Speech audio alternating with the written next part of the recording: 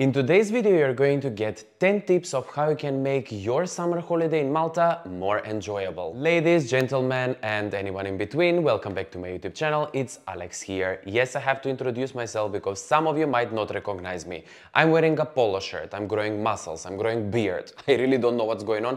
Maybe I'm transitioning into a man. I don't know, we'll see.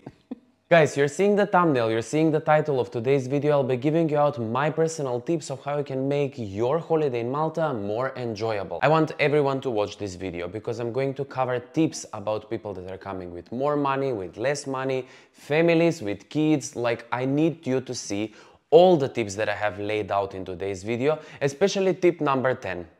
Without any further ado, let's begin. The first tip that I have for you guys if you're planning to visit Malta, I will suggest you to prepare a little bit more money and use taxis such as Bolt or Uber. When I say this, if you are renting a car and if you think that if you're staying in Malta for 7 days, you need a car for 7 days, I will prove you wrong.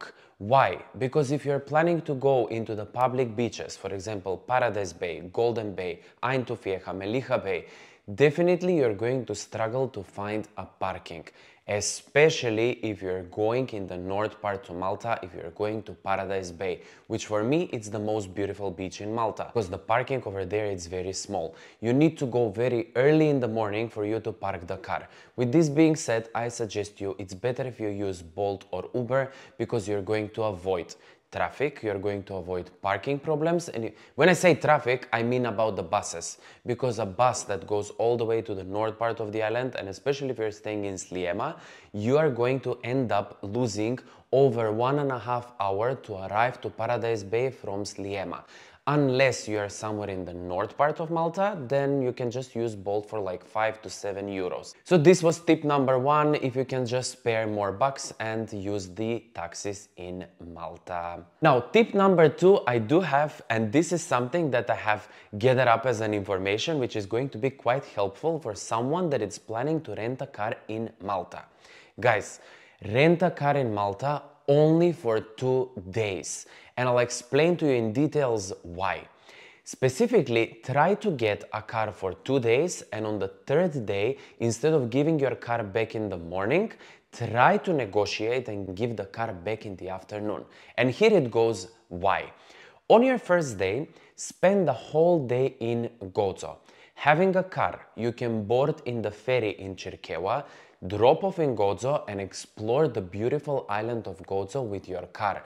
Go in all the most important places around the island. On the second day when you're having your car, I will suggest you for you to go with your car and visit the Blue Grotto. You have a parking where you can park your car and then take a boat ride to go around the caves in Blue Grotto, stay for lunch over there, and then move on and visit 2 temples which are very near the Blue Grotto. One is Hajar Im and the other one is called Naidra. I'm putting the titles here on the screen, guys, because certain words in Maltese, they're not pronounced as they're spelled, if this makes sense. And as I said at the beginning, if you can negotiate to give your car back to your car rental service in the afternoon, on your 3rd day, try to wake up earlier in the morning and go with your car in Mdina, park it over there, visit Mdina, you need like 2 hours maximum to visit Mdina, and then move on to Rabat, which is the city on a walking distance from Mdina. Beautiful spot. Do your sightseeing over here, have lunch in Rabat, and then with your car go back to your hotel or back to the rental service, leave your car over there and then just continue with your holiday. Tip number 3 that I have for you guys is to rent a boat. When it comes to renting a boat, the prices they start somewhere from 450 euros going up to thousands of euros, especially if you're renting those huge beautiful yachts over here on the island. You can just rent a boat which is somewhere around 600 euros and it can accommodate up to 10 people. So if you're watching this and if you're coming with your friends and if you're a group up to 10 people, you can rent one of the boats and go to Selmun, go to Blue Lagoon, go to Crystal Lagoon. Beautiful. They usually start somewhere around 10 AM and they finish at 6 PM, or you can pay more and stay up until 9 o'clock in the evening and do a sunset trip. Now, when it comes to these boats, I did many boat rides around the island and I did one last week, which I'm going to insert a bit of a clip over here. You can see how much fun we had. It was beautiful. I love the boat rides in Malta, and the bigger the boat is, the less shaky the boat is going to be. Anyway, let's move this to the side and let's move on with the fourth tip that I have for you to make your holiday in Malta more enjoyable. This tip is going to be for those people that are trying to do trips and excursions here on the island. I have noticed there is a big amount of people that are booking their trips and excursions in Malta before even they arrived on the island, thinking that when they're here they're going to find fully booked trips. No, it doesn't work in that way. Now, the reason why I'm saying try to avoid booking a trip before you arrive in Malta is because they're going to be more expensive rather than booking directly here on the island. If you're staying in a hotel, majority of the hotels inside the lobby, they have tour sellers. My tip over here for you is going to be try to book one of these tours from outside, from the promenade, from the little booths where you can negotiate even the price. I know that you're going to save like 1, 2, 3 euros, but still, better than nothing. Now we are moving to the tip number 4, which I think it should have been tip number 1, is where to stay in Malta. If you would like to stay in an area where on a walking distance you have the bars and the restaurants, then stay in areas such as Sliema and St. Julian's. You can also stay in Valletta, but Valletta is the capital city of Malta, and to be quite frank with you, at night time, and those of you that you're planning to go out at like 2 a.m. in the morning, it's completely empty. Like everything is closed down. You can go for a nice romantic dinner in Valletta, but if you like to try to find the nightlife, avoid Valletta. Nightlife in Malta, it's happening in St. Julian's. With this being said, here it comes another tip. In case you would like to have more a relaxing holiday, try to avoid staying in St. Julian's, especially during the summertime. If you want to have more of traditional kind of holiday in Malta, go to other places. Rent a guest house, something in Rabat, in Nashar, in Gargur. We even have a guest house which is located in Zuri, the area in Malta where I live. This is an extremely traditional area of the island. Here, most of the time when you're walking around, you're going to meet local people. Unlike Sliema and St. Julian's, where most of the time you're going to meet foreign people and tourists. Let's move on with the tip number 6. This might be a bit disappointing for those of you that are coming over to Malta with families with kids. And when I say about this, I mean those that are planning to come to Malta for a beach holiday with your kids. I will definitely suggest you to look into going on a holiday in Turkey, Cyprus or Greece rather than Malta if you're planning to come with your kids and have those type of like beach holidays, 10 days staying on the beaches. No, Malta is not for families with kids who want to stay most of the time on the public beaches. We do not have many sandy beaches on the island. They are just, you can count them on one hand. You have Paradise Bay, Armier, you have Golden Bay, Ain Tufieha, Paradise Bay, no, I said it Paradise Bay already, Melilla, which is Adira Bay. Guys, there are not so many sandy beaches on the island, and considering that they're limited, they're extremely busy. It's way more easier to go on a sandy beach when you're with your kids because they can easily enter into the sea. Because the rocky beaches in Malta, they're quite sharp, and I don't suggest if you're going with kids, 100%.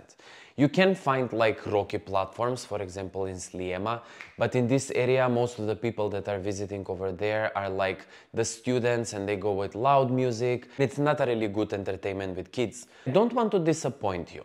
No, it's not this tip that I'm saying, it's not a disappointment for people that are coming with kids. Yes, I have met a lot of families that they came over with their kids and they did enjoy their holiday because their main focus was not just to stay on the beach. If you want to do something like this, and if you're watching this and you have already booked a trip to Malta, sorry, I don't want to disappoint you. I'm pretty sure that you booked a resort. You booked something like DBC Bank resorts where you can where you have pools for the kids, pools for the adults. It's an all-inclusive resort. It's just right next to Adira Bay where you can just walk to the beach. Yes, I'm pretty sure you did something like this. And it's also on a walking distance to Melilla, to the city center where you can find a lot of restaurants. As I said, I don't want to disappoint you. Because sometimes when I do these videos and they're having quite a lot of reach and thousands of people are watching these videos, when I mention something like this, or for example for Airbnb, I start getting a lot of comments and emails and on my social social media, people saying, oh my God, I want to cancel my trip to Malta now since I saw your last video. Guys, these videos are not to discourage you for coming over to Malta. These videos are created for you to have tips, information, advices of how you can make your trips to Malta more enjoyable. Jesus, I can't believe that I've been talking about one tip for like 10 minutes. This video should be up to 15 minutes, not 25 minutes. Anyway, where am I? Because I have my guide next to me. So, my tip number 7 is about my personal favorite beach clubs in Malta. When it comes to going to beach clubs in Malta, guys, I have 3 for you. Number 1, it's Cafe del Mar. This is my favorite. Number 2, it's Manta. And number 3, it's Beef Bar. They're all quite expensive. Beef Bar is the most expensive, Cafe del Mar it's the medium range, and then Manta it's the cheapest of them all. They are all in different parts of the island. Cafe del Mar it's in Aura, Beef Bar is in Bugiba, and Manta it's in Sliema. I visit all of them and I really like them. The one that I visit the most it's Manta because it's in Sliema and I'm most of the time in Sliema. When it comes to these beach clubs, guys, I do have advice and a tip for you here. Please book your Sundex before you arrive in Malta, at least 2-3 weeks in advance if you would like to stay a whole day at the beach club, because they tend to be fully booked. Especially when it comes to Cafe del Mar, my advice here is going to be for you to book the luxury beds. They're by the sea, they're the biggest one, and this is what I usually do when I go to Cafe del Mar. I know that they're the most expensive, and I know that they might be out of a budget for some people, but this video is based on my personal tips about Malta. All of these beach clubs, guys, they have music, they have DJs. Some people might find these beach clubs quite noisy. 60s or 70s, definitely try to avoid these beach clubs. These are more for the younger generation. Sorry, I don't want to offend anyone. I have 3 more tips for you guys, and these are going to be quite quick. Tip number 8 is for you to do hikes in Malta. When it comes to the hikes, something that I can advise you to do is go on a hike in Shemshia, in Golden Bay, in Ain Tufieha. Go on a hike from Shemshia to Golden Bay. It's beautiful, but try to do it as early as possible in the morning because it's extremely humid and hot during the summer time in Malta. And make sure that you have at least a 1 liter of bottle cold water with you. Tip about this, guys, very important, what we do here when we are going to beaches in Malta. We put a whole bottle of water in our freezers at home. So they get frozen and then we go out with them and they defrost throughout the whole day. Guys, it's so hot in Malta, believe me. Your frozen bottle is going to defrost in about 2 hours when you are walking around in Malta. And lastly, about this tip, go on Facebook and just write down hike in Malta and you will find groups. There are people that are organizing hiking as groups in Malta. Let's move on to tip number 9.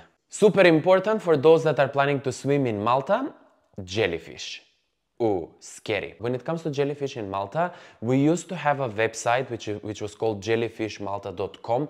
Out of a sudden, it's not working anymore. I have no idea. So I'm glad that I'm doing this video, but please make sure that even if you're watching this video in a month from now, please check if this website is back. For now, if you're watching this video, make sure to go on Facebook again and just type Jellyfish Malta. Here you're going to find a group where you have daily posts on where to avoid going to swim and where it is safe to swim according to the wind. Now finally we're coming to the very end of the video. Tip number 10.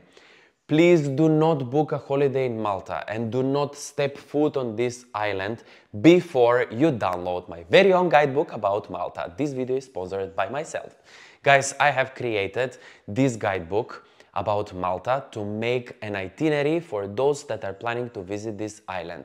On this guidebook, as you can see on the table of content, guys, I have everything from the best beaches, from the hidden gems, from summer holiday in Malta, winter holiday in Malta. I'm losing my voice. To sunsets in Malta, everything that you need to know to make your holiday in Malta more enjoyable.